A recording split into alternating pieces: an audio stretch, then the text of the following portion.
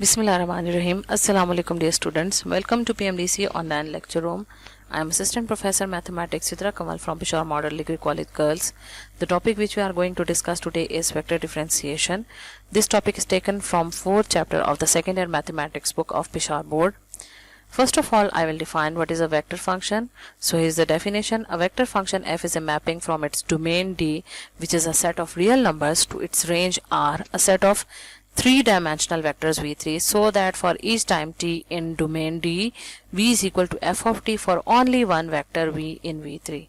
The proper notation of a vector function is f of t is equal to x of t, y of t, which can be written as f1t, f2t or f1ti plus f2tj in a two-dimensional space, and f of t is equal to x of t, y of t, z of t, which can be written as f1t, f2t, f3t or f1ti plus f2tj plus f3tk in a three-dimensional space. Here f1t and f2t and f3t, these are scalar functions of the real number t, which are defined on domain D, and these are called the components of the function f of t in response of the independent variable t. So we come to the topic, derivative of a vector function. Suppose we have a vector function f of t whose components are f1t, f2t and f3t, or f1ti plus f2tj plus f3tk. Then this given function f of t will be differentiable at a point t is equal to t naught if each and every component of this function, which are f1t, f2t, f3t, are differentiable at that point t is equal to t naught. Then in this way f dash t will be f1 dash ti plus f2 dash tj plus f3 dash tk. जैसे कि हम पहले भी कर चुके हैं rules for differentiation, यहाँ पर अब वेक्टर की डिफरेंशिएशन के लिए भी हमारे पास कुछ रूल्स होंगे. So the first one rule is constant rule. Constant rule है हमारे पास, क्योंकि हम पहले भी डिस्कस कर चुके हैं कि कांस्टेंट फंक्शन का derivative with respect to independent variable हमारे पास जीरो होता है. With respect to any variable हमारे पास, एनी इंडिपेंडेंट वेरिएबल हमारे पास जीरो होता है. इसी तरह से हमारे पास जो कांस्टेंट वेक्टर फंक्शन होगा, इसका डेरिवेटिव भी विद रिस्पेक्ट टू टाइम या विद रिस्पेक्ट टू टी हमारे पास ये भी जीरो होगा. इसके तमाम कंपोनेंट्स का, सपोज करें इसके कंपोनेंट्स हैं w1, w2, w3, इन सब के का डेरिवेटिव जो है वो हमारे पास with respect to time zero होगा. इसलिए derivative of constant vector function भी जीरो होगा. लिनियरिटी रूल हमारे पास है. सेकेंड रूल ये हमारे पास है कि अगर आपके पास f और g दो वेक्टर फंक्शंस हैं t के, और इनके साथ अगर कोई कांस्टेंट मल्टीप्लाई हो रहे हैं a और b, और ये दोनों फंक्शंस ऐड या सब्ट्रैक्ट हो रहे हों, तो इस किस्म के फंक्शन का डेरिवेटिव हमारे पास क्या आ जाएगा, a into derivative of f with respect to t plus या माइनस जो भी होगा अकॉर्डिंगली वही आएगा b into derivative of g with respect to t. ये a और b हमारे पास कोई कॉन्स्टेंट्स हैं, रियल नंबर्स. ये हमारे पास लिनियरिटी रूल था. इसके बाद हमारे पास है स्केलर मल्टीपल रूल. अगर आपके पास h कोई t का स्केलर फंक्शन है और f हमारे पास वेक्टर फंक्शन है t का, तो फिर h और f का प्रोडक्ट जो है इसका derivative with respect to t हमारे पास आ जाएगा derivative of h with respect to t into f as it is plus h as it is into derivative of f with respect to t. इसी तरह से क्वोशिएंट रूल भी है. अगर आपके पास f और h दो वेक्टर फंक्शन है t के, तो d by D T of f by h हमारे पास आ जाएगा 1 by h square h into derivative of f with respect to t minus derivative of h with respect to t into f. ये first जो three rules मैंने आपको करवाए हैं, constant rule, linearity rule and scalar multiple rule, इनसे related मैंने एक example यहाँ पे सॉल्व किया है जो कि आपके बुक में मौजूद है. Find the derivative of the vector function f of t is equal to e t i plus sine t j plus t cube plus 5t k. सबसे पहले हम इसको डिफरेंशिएट करने के लिए विद रिस्पेक्ट टू t हम differential operator apply करते हैं दोनों साइड्स पे.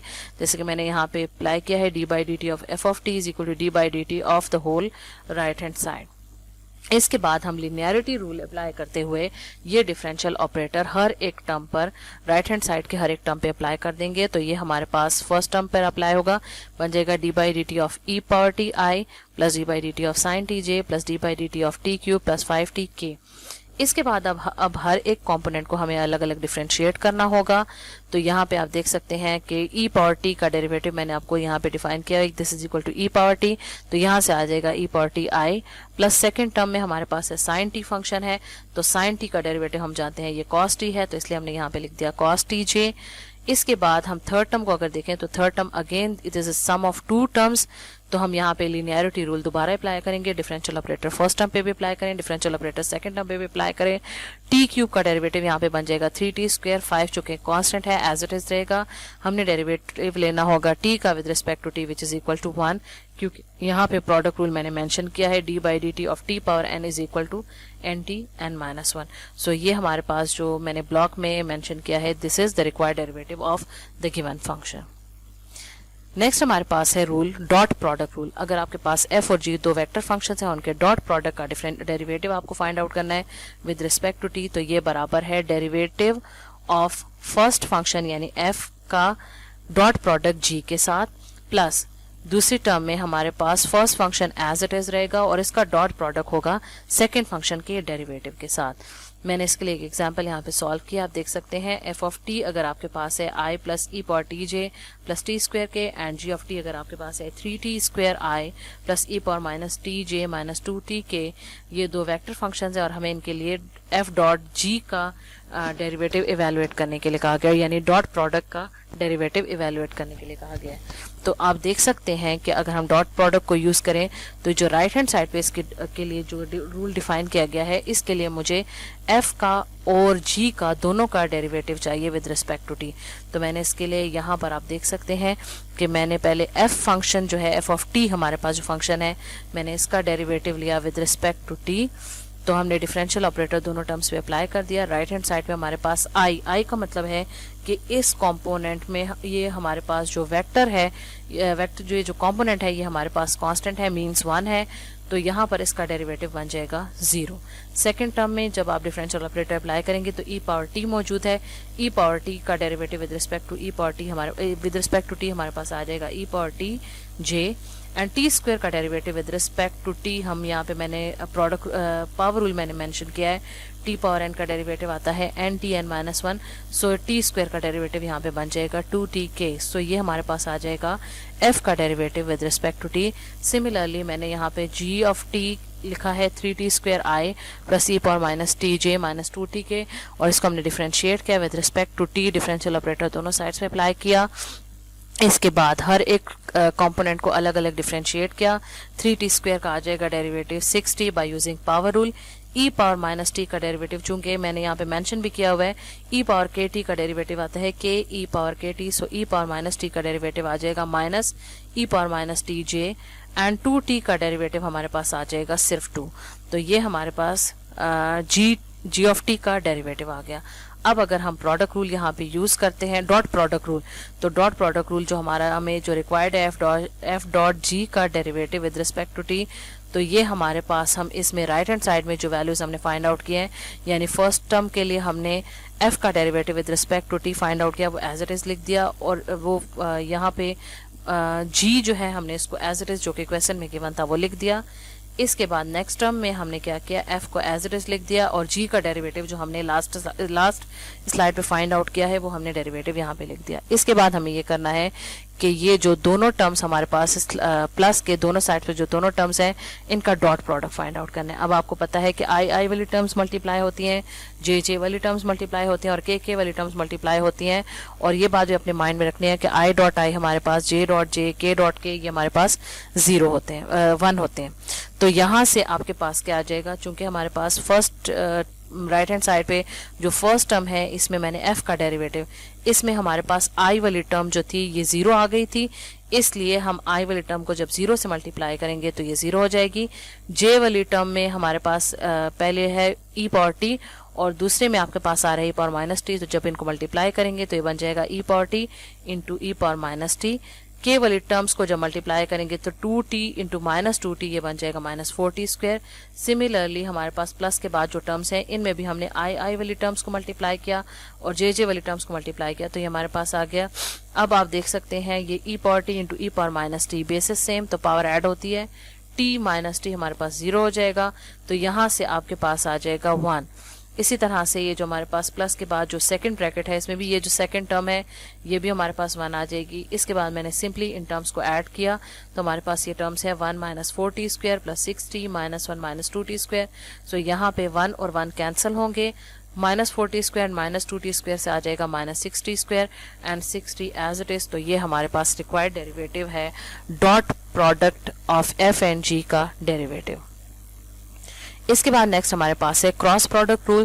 क्रॉस प्रोडक्ट रूल में हमारे पास है कि अगर एफ और जी दो वेक्टर फंक्शंस हैं और इनके क्रॉस प्रोडक्ट का डेरिवेटिव आपको फाइंड आउट करना है तो ये बराबर है cross product of first function with g, first function for example f with g यानी second function plus first function as it is और इसका cross product with second function का जो हमारे पास है उसका डेरिवेटिव। तो यहाँ पे हमें इन्होंने एक एग्जांपल कहा है if f of t is equal to i plus t J plus t square k and g of t is equal to t I plus E power T J plus 3 k. ये हमारे पास जो है ये दो vector functions हैं और इनके लिए हमें क्रॉस प्रोडक्ट रूल जो है वो वेरीफाई करना है। तो पहले हम क्रॉस प्रोडक्ट रूल वेरीफाई करने के लिए पहले लेफ्ट हैंड साइड लेते हैं। लेफ्ट हैंड साइड हमारे पास क्या है D by D T of F cross G T. इसके लिए मैं सबसे पहले ये करूंगी कि मैं एफ और जी का क्रॉस प्रोडक्ट लूंगी। क्रॉस प्रोडक्ट आप लोग जानते हैं ये क्या होता है, ये एक डिटर्मिनेंट होता है। इस डिटर्मिनेंट में फर्स्ट रो हमारे पास आई जे के हम लिखते हैं और सेकेंड रो में हम क्या करते हैं जो हमारे पास पहले फंक्शन गिवन है जैसे फॉर एग्जांपल एफ है, एफ के कंपोनेंट्स लिखेंगे। तो यहाँ पर आपके साथ देख सकते हैं आई के साथ कुछ नहीं है, इसका मतलब है कि आई जो है ये कंपोनेंट हमारे पास यहाँ पे 1 है तो ये आ जाएगा 1 and T and then T square. इसके बाद हम थर्ड रो में यानी लास्ट रो में जी के कंपोनेंट्स लिखेंगे which R T E power t and 3 और इस डिटर्मिनेंट को हम एक्सपेंड करके इसको सॉल्व करते हैं। तो इसको जब हम एक्सपेंड करते हैं बाय यूजिंग एनी रो और एनी कॉलम जो आपकी अपनी मर्जी है आप उसे जब एक्सपेंड करेंगे तो हमारे पास ये कुछ इस तरह से आ जाएगा 3t माइनस टी स्क्वायर ई पावर टी आई माइनस 3 माइनस टी क्यूब जे प्लस ई power T minus T square के। हमें इसका डेरिवेटिव फाइंड आउट करना है। तो आप देख सकते हैं t का derivative with respect to t तो फर्स्ट टर्म हमारे पास बन जाएगी 3, इसके बाद t स्क्वायर और e power t this is product of two functions of t तो इस पे प्रोडक्ट रूल अप्लाई होगा first function as it is into second का derivative plus second function as it is first का derivative. तो first term में आप देख सकते हैं यहाँ पे टी स्क्वायर का डेरिवेटिव लिया तो ये बन जाएगा 2t and E power T को एज इट इज रहने दिया। सेकेंड टर्म में हमने क्या किया यहाँ पर टी स्क्वायर को एज इट इज रहने दिया और ई पावर टी का डेरिवेटिव लिया और जो बाहर नेगेटिव साइन आता था ये इन दोनों के साथ मल्टीप्लाई किया तो ये आई वाला कॉम्पोनेंट बन गया। जे वाले कंपोनेंट में 3 चूंकि कांस्टेंट है इसका डेरिवेटिव 0 आ जाएगा और टी क्यूब का डेरिवेटिव आएगा 3t स्क्वायर बट ये नेगेटिव साइन और ये बाहर वाला नेगेटिव साइन ये बन जाएंगे प्लस तो आपके पास जे का कंपोनेंट आ जाएगा 3t square J and last हमारे पास है ई पावर टी तो ई पावर टी का डेरिवेटिव आ जाएगा e power t and t square का डेरिवेटिव आ जाएगा 2t तो ये हमारे पास के वाला कंपोनेंट मिल जाएगा। ये हमारे पास लेफ्ट हैंड साइड आ गया, इसको हमने यहाँ पे लेबल कर दिया 1 से। इसके बाद अब हम राइट हैंड साइड को सॉल्व करते हैं। तो राइट हैंड साइड के लिए आप देख सकते हैं मुझे f का डेरिवेटिव विद रिस्पेक्ट टू चाहिए और g का derivative with respect to t चाहिए। तो आप देख सकते हैं f ऑफ t हमारे पास है i plus t J plus t square. इसको डिफरेंशिएट करते हैं विद रिस्पेक्ट टू t तो हमारे पास df बाई dt आ जाएगा। यहाँ से i वाली टर्म का 0 हो जाएगा डेरिवेटिव, t का derivative with respect to t is 1 so आपके पास यहाँ पे सिर्फ j रह जाएगा, t स्क्वायर का derivative 2t and k। Similarly G of T आपके पास है टी आई प्लस ई पावर टी जे प्लस 3 के। इसको भी हम इसी तरह से डिफरेंशिएट करते हैं विद रिस्पेक्ट टू टी तो टी आई का डेरिवेटिव आ जाएगा आई, ई पावर टी जे का डेरिवेटिव आ जाएगा e power T j and 3 चूंकि कांस्टेंट है इसका डेरिवेटिव 0 होगा सो आपके पास जी का डेरिवेटिव ये आ जाएगा। अब ये एफ और जी के डेरिवेटिव जो हमारे पास जो राइट हैंड साइड था हमारे पास क्रॉस प्रोडक्ट रूल का उसकी फर्स्ट टर्म पहले हम इवेलुएट करते हैं जिसमें f के डेरिवेटिव का g के साथ जो है क्रॉस प्रोडक्ट लेना है, f का derivative and g as it is इसका क्रॉस प्रोडक्ट लेना है। तो क्रॉस प्रोडक्ट के लिए मैंने आपको बताया कि डिटर्मिनेंट आएगा, फर्स्ट रो जो है आई जे के होगी, सेकेंड रो में हम जो f का डेरिवेटिव हमने फाइंड आउट किया इसके कंपोनेंट्स तो ये कंपोनेंट्स बनेंगे 0 1 2t एंड फिर g के components t e power t 3। जब आप इसको किसी भी रो या किसी भी कॉलम से एक्सपेंड करेंगे तो आपके पास ये इस तरह से आ जाएगा 3 minus 2t e power t i minus 2t square j plus minus t k। And इसी तरह से हम जो राइट हैंड साइड जो क्रॉस प्रोडक्ट जो रूल हमें बताया गया उसकी राइट साइड की सेकंड टर्म है वो इवेलुएट करते हैं f का क्रॉस प्रोडक्ट g के साथ जी के डेरिवेटिव के साथ, तो हमारे पास डिटर्मिनेंट आ जाएगा जिसमें फर्स्ट रो होगी आई जे के, फिर सेकेंड रो में हम एफ के कंपोनेंट्स लिखेंगे which are 1t t square, और थर्ड रो में हम जी के डेरिवेटिव के कंपोनेंट्स लिखेंगे which are 1 e power t 0। आप इसको किसी भी रो किसी भी कॉलम से एक्सपेंड कर लें तो आपके पास ये आ जाएगा माइनस टी स्क्वायर ई पावर टी आई माइनस टी स्क्वायर जे प्लस ई पावर टी माइनस टी के। अब आपने ये करना है कि ये जो दोनों आपने टर्म्स फाइंड आउट कर ली हैं इनको ऐड करना है। तो जब हमने राइट हैंड साइड के लिए इनको ऐड किया, राइट हैंड साइड जो हमारे पास क्रॉस प्रोडक्ट रूल के लिए आ रहा था, इनको जब हमने ऐड किया तो हमारे पास ये वही चीज आ गई है जो कि लेफ्ट हैंड साइड से आंसर आता था 3 माइनस 2t ई power T minus T square ई पावर टी आई प्लस 3t स्क्वायर जे प्लस ई पावर टी माइनस 2t के।